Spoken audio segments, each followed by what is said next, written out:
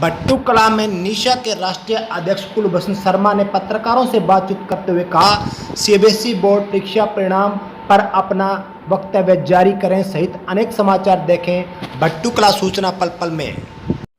बट्टू कला में निशा के राष्ट्रीय अध्यक्ष कुलभूषण शर्मा ने कहा, सीबीएसई बोर्ड परीक्षा परिणाम पर अपना वक्तव्य जारी करे। बट्टू कला में निशा के राष्ट्रीय अध्यक्ष कुलभूषण शर्मा ने रविवार को एनएमसी स्कूल में पत्रकारों से बातचीत की। उन्होंने यहां फतेहाबाद जिले के प्राइवेट स्कूल एसोसिएशन की बैठक को भी संबोधित किया। वे नाथुश्री चोपड़ा दयानंद स्कूल संचालक रविंद्र गोदारा की मौत पर शोक व्यक्त करने उनके गांव चुली बागड़िया भी पहुंचे और पीड़ित परिवार से मिले। उन्होंने पत्रकारों की बातचीत में क्या कहा, सुने उन्हीं की जुबानी, जिसमें उसको आत्महत्या के लिए मजबूर होना पड़ा। तो इस पूरे घटनाक्रम ने पूरे हिंदुस्तान के अध्यापक वर्ग को, शिक्षक वर्ग को झकझोर के रख दिया है और इसकी जो है सभी इस पे व्यथित हैं। और अभी हम सारे एसोसिएशन के, मैं कुलभूषण शर्मा हूँ, राष्ट्रीय अध्यक्ष हूँ नेशनल इंडिपेंडेंट स्कूल अलायंस का, हमने सभी साथियों सहित जो है सैकड़ों साथियों के साथ उनके परिवार के जाकर हमने शोक भी व्यक्त किया है और जानना भी चाहा कि क्या परिस्थितियाँ। तो बहुत आश्चर्यजनक तथ्य जो है वो सामने आ रहे हैं और जिसको लेकर हम बहुत पहले से आशंका भी जाहिर कर रहे थे कि इस तरह की परिस्थितियां बनने जा रही हैं, जिसका खमियाजा आने वाले समय में शिक्षकों को भुगतने की हमें एक बहुत बड़ी चिंता थी। और अब वो सच्चाई सामने आ रही, जिसके बारे में हम सीबीएसई को भी बार बार अवगत करा रहे थे। हमने सुप्रीम कोर्ट के लेकर भी अपने कंसर्न इस मामले को लेकर जो है बताए थे। हमने केंद्र सरकार से भी बार बार और मीडिया में भी बार बार अपनी इन चिंताओं को व्यक्त की थी कि इस तरह की स्थितियां जो आज ये सामने आई है और ये सिर्फ एक ही घटना नहीं है, इसकी बहुत पुनरावृत्ति हो सकती है। और आगे में आशंका है कि ये परिस्थितियां अगर इसी प्रकार से सरकार द्वारा नहीं संभाली गई तो ये घटनाएं आगे और भी बढ़ सकती हैं।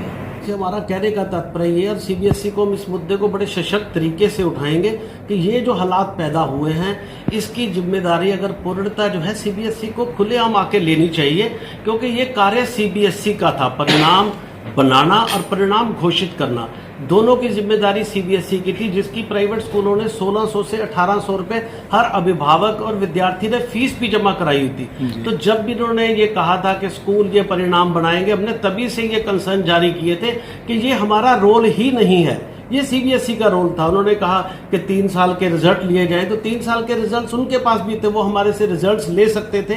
उनको खुद इसकी जिम्मेदारी लेनी चाहिए थी, खुद बनाना चाहिए था। जानबूझकर स्कूलों को एक तरह से मैं कहूँगा शिकार किया गया।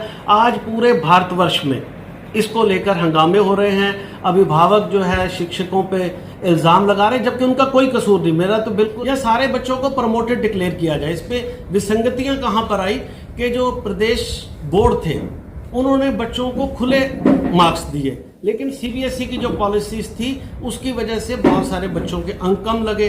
अब आगे जब उन्होंने एडमिशन्स में जाना है तो वहां पर जो है वो बच्चे सीबीएसई के पिछड़ रहे। लेकिन इसका जिम्मेदार कौन है?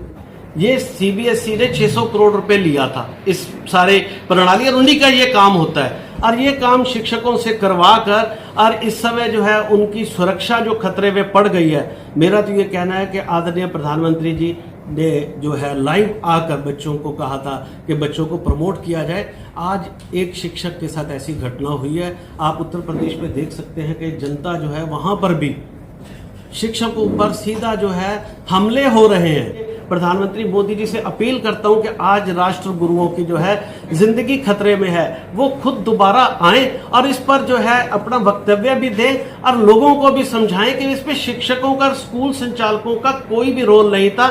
सीबीएसई ने ये टैबुलेशन पॉलिसी बनाई और सीबीएसई को भी आकर जिम्मेदारी लेनी चाहिए कि ये जो परिणाम है उसके जिम्मेदार हम हैं, हमने ये परिणाम बनवाए हैं। ताकि स्कूल सेफ्टी एक्ट भी आना चाहिए आगे कि इनकी सुरक्षा के लिए भी नियम बनने चाहिए और सीबीएसई को और केंद्र सरकार को आगे आकर स्पष्टीकरण देना चाहिए कि इसमें स्कूल संचालकों का कोई भी कसूर नहीं है। ये तो एक जो है सॉफ्टवेयर बनाया गया था, स्कूल संचालकों ने एक टैबुलेशन पॉलिसी बनी थी, उसके अकॉर्डिंग जो है वो रिजल्ट उसमें डाले थे।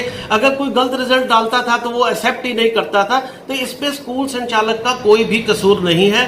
तो ये सीबीएसई को तुरंत इसमें आगे आकर जिम्मेदारी लेकर अपना वक्तव्य जारी करना चाहिए। गांव खाबड़ा कला में एक दुकान का ताला तोड़कर चोरों ने चुराई बैटरी, मामला दर्ज। गांव खाबड़ा कला में एक चोर ने दुकान का ताला तोड़कर बैटरी चुरा ली। पुलिस ने दुकान मालिक रिंकू गोदारा की शिकायत पर अज्ञात चोर के खिलाफ मामला दर्ज किया है।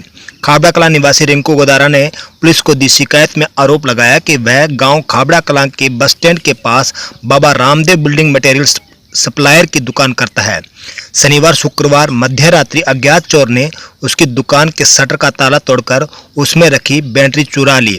शनिवार सुबह आकर जब उसने देखा तो दुकान की शटर का ताला टूटा हुआ था और दुकान के अंदर रखी बैटरी व खाता रजिस्टर गायब मिला। पुलिस ने शिकायत के आधार पर अज्ञात चोर के खिलाफ धारा 457, 380 के तहत मामला दर्ज कर जांच शुरू कर दी है। गांव ढांड की गौशाला में हवन यज्ञ का हुआ आयोजन। गांव ढांड की गौशाला में रविवार को अमावस्या के उपलक्ष्य में हवन यज्ञ का आयोजन किया गया। गौशाला ढांड में समस्त गौशाला कमेटी के सानिध्य में छोटूराम ने अपने घर पोती होने की खुशी पर गौशाला में हवन यज्ञ व लंगर की व्यवस्था की। इस यज्ञ के ब्रह्मा आर्य यशवीर बोदेवाड़ी ने वेद मंत्र का उच्चारण कर आए हुए श्रद्धालुओं से यज्ञ में आहुति लगवाई। इस दौरान उपस्थित जन से महाराज गोपाल दास ने आह्वान किया कि वे गौ सेवा में अपना बढ़ चढ़कर योगदान दें। इस अवसर पर अनेक ग्रामीण मौजूद थे।